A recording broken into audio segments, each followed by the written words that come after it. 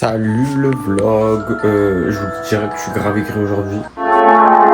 'Twas a long time ago, longer now than it seems, in a place that perhaps you've seen in your dreams, for the story that you are about to be told took place in the holiday worlds of old.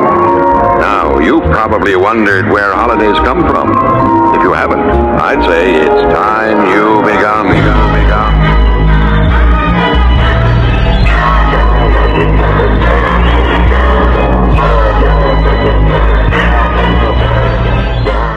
Can you dig it?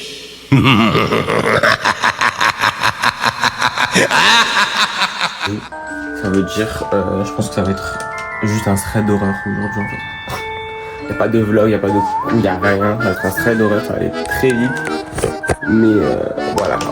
Bisous. Je te couche l'épisode. Le vlog, je vous reprends, je sors de la salle de sport, il fait nuit. Voilà, déjà il fait nuit.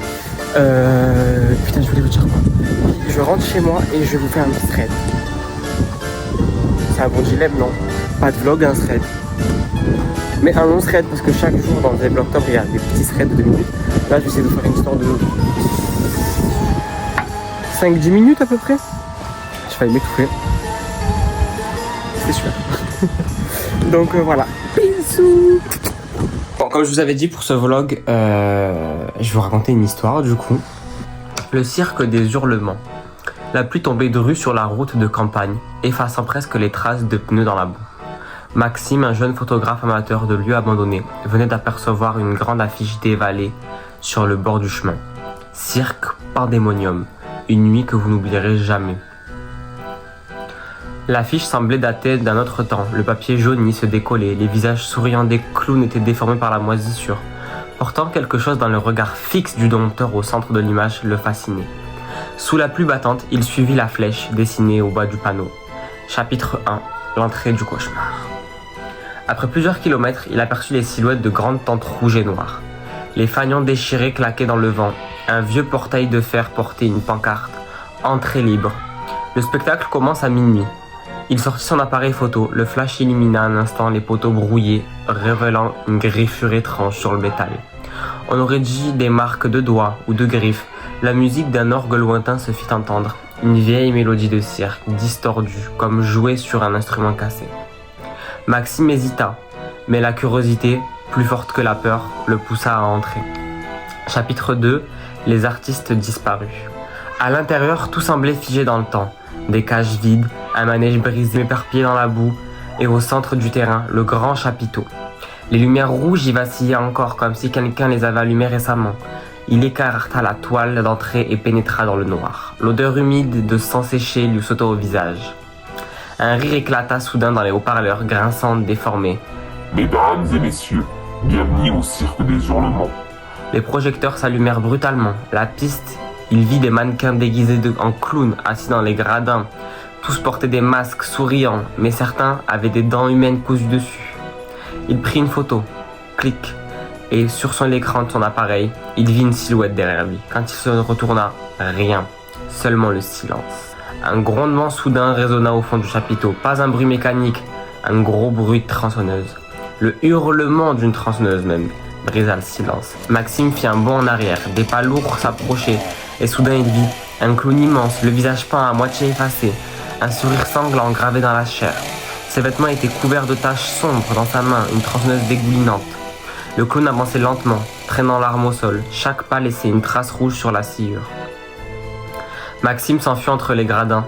Le moteur rugissait derrière lui. La tronçonneuse trancha un pilier de bois. Les éclats volèrent. Il sentit une giclée chaude lui éclabousser le visage. Du sang, mais pas le sien. Il courut vers la sortie, mais la tôle du chapiteau s'était refermée. Les coutures semblaient maintenant faites de chair. La panique submergea. Il chercha un autre passage, trébucha sur une caisse renversée. À l'intérieur, des bras de poupée, mais faits d'os humains. Le rire des haut-parleurs reprit, cette fois plus fort, presque humain. Tu fais partie du spectacle maintenant, Maxime. Comment connaissent-ils son nom? Une silhouette féminine apparut sur la piste, une trapéziste au visage recouvert d'un masque en porcelaine fendue. Elle tenait dans ses mains un cœur humain, encore battant. Autour d'elle, des silhouettes floues bougeaient dans l'ombre. Un dompteur sans yeux, un acrobate pendu par les pieds, un présentateur au sourire cousu. Ils formèrent un cercle, et au centre, le clown avec la tronçonneuse riait à plein poumon. Le spectacle doit continuer. La tronçonneuse rugit à nouveau. Maxime hurla, tenta de s'enfuir, se jetant sous les gradins. Il rampa dans la poussière, le cœur battant à tout rompre. Une main surgit du sol et lui saisit la cheville, une autre, puis une dizaine. Des bras sortaient du sol, tirant, grattant, agrippant sa chair. Les visages des mannequins semblaient s'animer lentement. Leur bouche cousue s'ouvrit en silence, laissant couler un liquide noirâtre. La dernière photo, dans un geste désespéré, Maxime saisit son appareil et prit une photo à l'aveugle. Le flash illumina tout, et dans la lumière blanche, il vit le public entier. Des centaines de visages le fixaient. Pas de mannequins, les spectateurs en décomposition assis dans les gradins, applaudissant d'un rythme lent et morbide. Certains avaient encore leurs billets dans les mains, d'autres portaient des masques de clown soudés à la peau. Le dompteur apparut derrière lui, murmurant d'une voix caverneuse. Je voulais des images rares. En voilà une que tu n'oublieras jamais. La tronçonneuse se mit à tourner plus fort que jamais. Maxime hurla, puis plus rien.